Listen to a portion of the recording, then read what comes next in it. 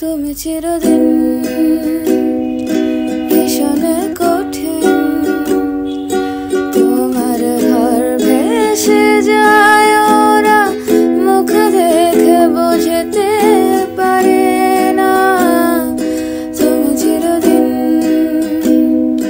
ভীষণ কঠিন, তোমার ঘর ভেসে যায় ওরা মুখ দেখে বুঝতে পারে